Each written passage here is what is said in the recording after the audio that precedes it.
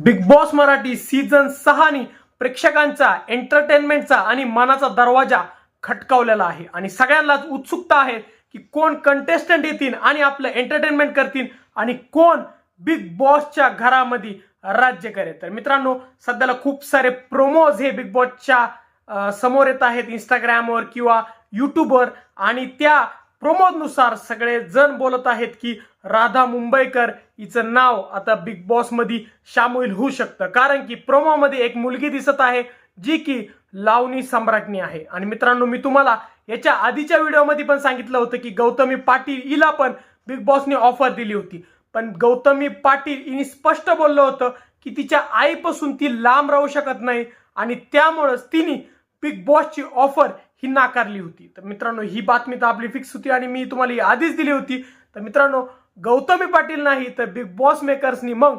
तिचीच मैत्रीण, दुश्मन पण म्हणता येईल, मैत्रीण पण म्हणता येईल, म्हणजेच राधा मुंबईकर हिला बिग बॉस मराठी सीझन 6 मध्ये घेतलेला आहे। तर मित्रांनो, दुसरा प्रोमो मध्ये आपल्याला बघायला भेटत आहे की फोकस इंडियन नावाचा एक युट्यूबर, मराठी युट्यूबर आणि इंस्टाग्राम चॅनल पण आहे त्याचं, आणि तो मुंबई इंडियन्स टीमला कायम सपोर्ट करताना खूप दिसत असतो आणि तो पण आपल्याला बिग बॉस मराठी सीझन 6 मध्ये दिसू शकतो। मित्रांनो, हे जे नाव आहेत आता जे मी सांगत आहे ते प्रोमोज नुसार चालू आहेत, जी ऍक्च्युअल लिस्ट आहे त्याच्यानुसार अनुश्री माने हिचं पण एक नाव आपल्याला ऐकल्या जात होतं, पण ते अजून पण आपल्याला प्रोमो मध्ये बघायला भेटलेलं नाहीये। तर मित्रांनो, सध्याला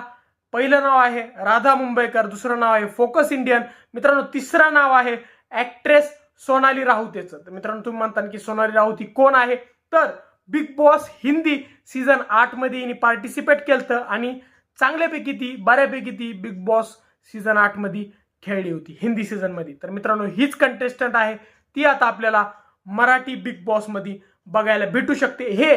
प्रोमो मध्ये दिसत आहे। मित्रांनो, चौथा जो कंटेस्टंट आहे त्या चौथ्या कंटेस्टंट बाबतीत एक हिंट दिली होती की तो जो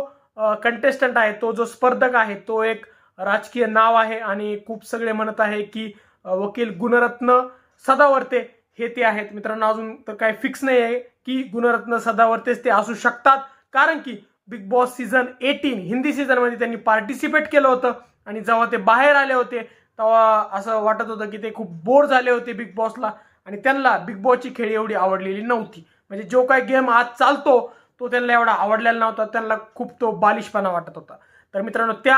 आधारावर मी बोलतो की गुणरत्न देशपांडे हे येतात की नाही बिग बॉस मध्ये, येऊ पण शकतात, त्यांना जर त्यांची स्वतःची पर्सनॅलिटी दाखवायची असेल आणि बिग बॉस एक चांगला माध्यम त्यांना वाटत असेल तर ते बिग बॉस सीझन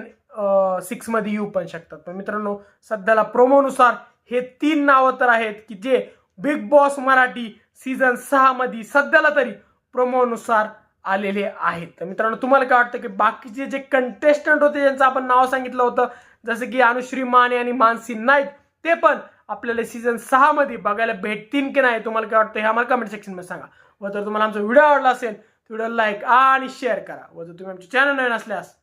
चॅनलला सबस्क्राईब करा। धन्यवाद।